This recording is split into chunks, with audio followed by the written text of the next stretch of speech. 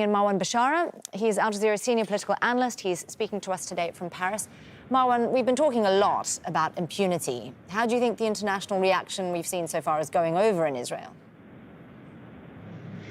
No, I think we are closer to divine intervention than international intervention, or even an outcry that would put an end to Israel's impunity in the occupied territories.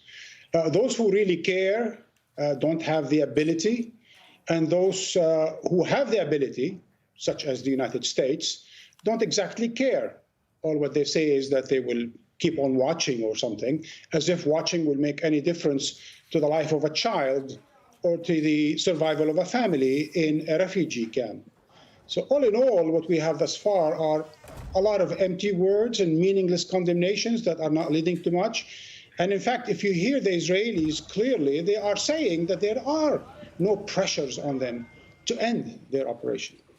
Well, Israel has been saying they're not there to occupy the refugee camp, that this isn't an operation against the Palestinian Authority. What do you make of that choice of words?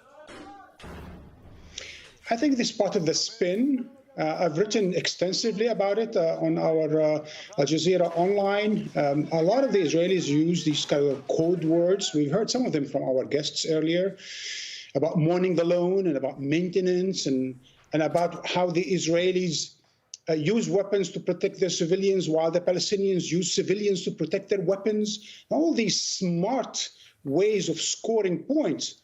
While the bigger picture, the bigger point, is that we are involved in a asymmetrical warfare conflict now between Israel and the Palestinians. And that includes asymmetry of values. The Palestinians want freedom, freedom of occupation. They want freedom of fear. They want to have their own state. The Israelis want control, and they want more illegal settlements. So all in all, the asymmetry is really at the heart of this thing. And just allow me just 2 seconds to explain this to our international viewers. Because here, this is not a conflict, it's not a warfare that's happening between equal sides. We have an occupier and unoccupied. And we have it set in a colonial setting, meaning this has been going on for decades, while one side, the Israeli side, is not just occupying the Palestinian territories, they're also settling them. They're colonializing it illegally, according to international law, with their own population, up to 600,000-700,000 illegal settlers today in the occupied territories. And three, this is just happening not between two equal forces. One is a standing army, one of the most formidable armies in the world, supported and armed by the United States and others. And the others are a bunch of guys who are trying to protect their neighborhoods. Some of them, might actually join this and that to get some cover, but they're actually just a bunch of teenagers trying to protect their neighborhood and their families. And fourth and last, and that's where I started, is all what they want is freedom from fear. Freedom from the settlers stealing their land, stealing their water, stealing their livelihood. So at the end of the day, Israel is looking for control.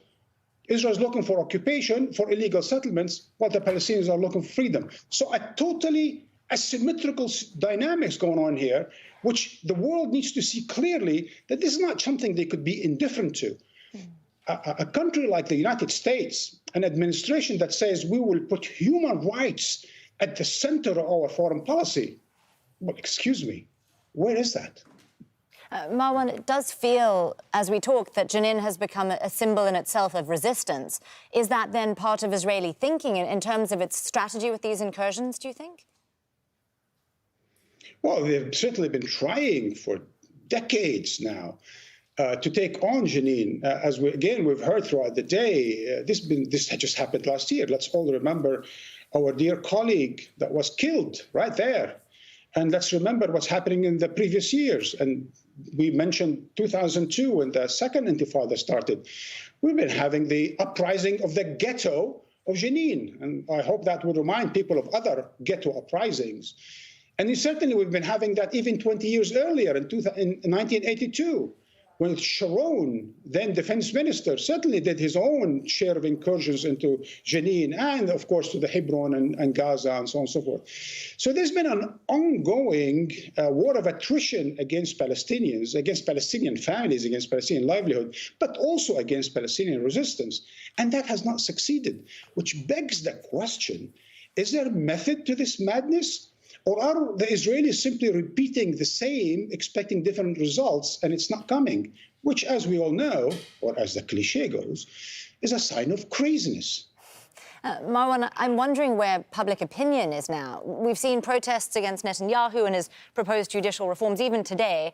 I'm curious as to where public feeling now is in Israel as these increasingly drastic actions, it seems, are taken by the government. Unfortunately, the main opposition figures, like the former defense minister Gantz, who, was carpet bombing Gaza, and his other colleague Yair Lapid, who now frames the assault on Jenin as part of some kind of a proxy war with Iran, do not allow for a serious discussion, a debate within Israel, and hence we've seen the Israelis more preoccupied with their own problems with the Netanyahu government and his fanatic partners that are trying to impose illiberal judicial reforms in Israel, so much so that they seem incapable of connecting why the occupation is leading to more fascism and illiberalism in Israel. They're not capable of doing that. They're not able to connect the dots that the occupation is the main source of radicalism within the Israeli society, and that is what will probably be taking away rights from Israeli Jews as it is taking now rights from the Palestinians. The other public opinion, by the way, which I think is really key here, we haven't talked about it, is that in the United States, notably in the Democratic Party that today is ruling in the White House, right? This is the first year, 2023, that we see, according to Gallup poll, that 49% of the Democratic Party base that is led by none other than Joe Biden, 49% support the Palestinians vis-a-vis 38% of the Democratic Party base that support Israel. We have almost a majority of Democratic Party members, many of them who are Jewish Americans, that support the Palestinians against Israel. Really interesting time indeed. Marwan Bishara, Al Jazeera senior political analyst, speaking to us today from Paris. Thank you for joining us again, Marwan. Always great to get your thoughts.